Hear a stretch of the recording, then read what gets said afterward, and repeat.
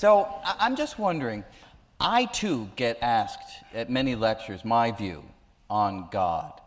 And my typical answer is that, sure, there could be a God that's behind it all, and what we're doing as physicists, chemists, biologists, working out God's laws. And if that's how it is, I am thrilled to be part of that noble journey.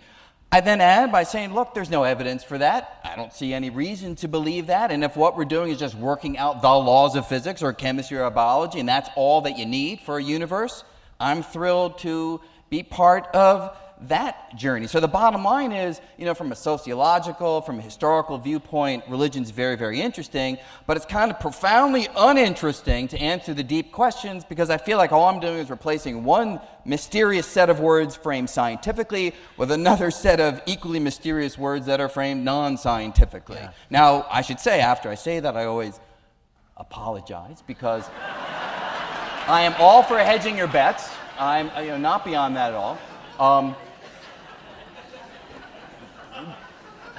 What do you think of that view? Well,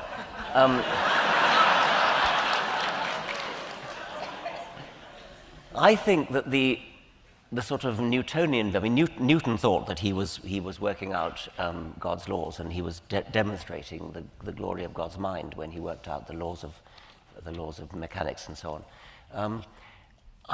I'm not so at ease with that as you seem to be, because it does seem to me that if there is a supernatural, superhuman intelligence that worked it all out, in a way that undermines the entire scientific enterprise, because we are, maybe an evolutionary biologist feels this more strongly, the whole enterprise of evolutionary biology is to explain how you get prodigious complexity and design from virtually nothing. I mean, we hand over to physicists when we can go beyond the virtually nothing to the absolutely nothing. But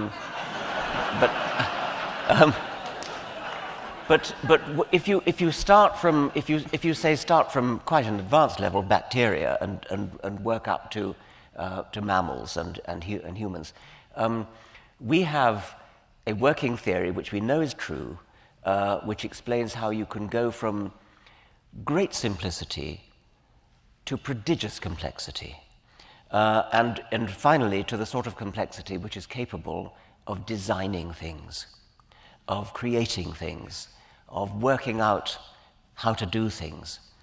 Well, if you are suddenly going to insert a designing machine, a creator, an intelligence at the root of the universe, you've just undermined your entire enterprise, because your entire enterprise has been to explain how you get to something complicated enough to do design. But even if that being just set in place the laws and then stood back? Even that, even the deistic God who sets the laws in place and withdraws, if the implication is that those laws were cunningly designed, cunningly crafted, as many people think they were, so that atoms should come into existence, so that chemistry should come into existence, so that stars should come into existence, so that nuclear reactions in stars could produce the elements, so that they'd explode and